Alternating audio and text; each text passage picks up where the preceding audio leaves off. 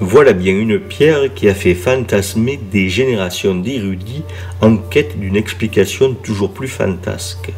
Disons d'abord qu'il n'y avait pas ici une, mais 3 pierres levées que l'on peut sans trop s'avancer relier au culte de la civilisation atlantique, celle des menhirs et des dolmens, civilisation dont on sait peu de choses à vrai dire. Ce qui est plus assuré, et non moins étonnant, c'est que ces pierres furent utilisées dans le cadre d'une cadastration romaine, puisqu'un des réticulés passe pile poil à l'endroit où elles se trouvent.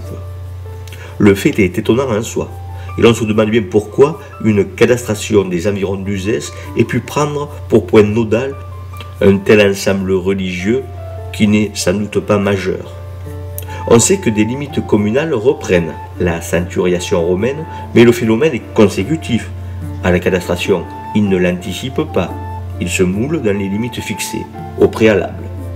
La seule explication serait de dire que ces 3 pierres furent transportées là après la cadastration, et sans doute après que les limites communales entre Colias et Sagnac aient été fixées sur les artefacts du découpage gallo-romain. C'est sans doute au Moyen-Âge, peut-être dès le XIIIe siècle, que cela fut organisé lorsque les 2 localités définissaient âprement les limites de leurs territoires respectifs. Les 3 pierres bamboches auraient été alors placées là pour fixer la limite. Et si l'on déplaça les 3 pierres ensemble, peut-être était-ce en respect d'un culte ancien dont on avait encore la mémoire, mais que la christianisation des esprits tenait pour quelque peu archaïque, ce qui a sans doute permis ce transport.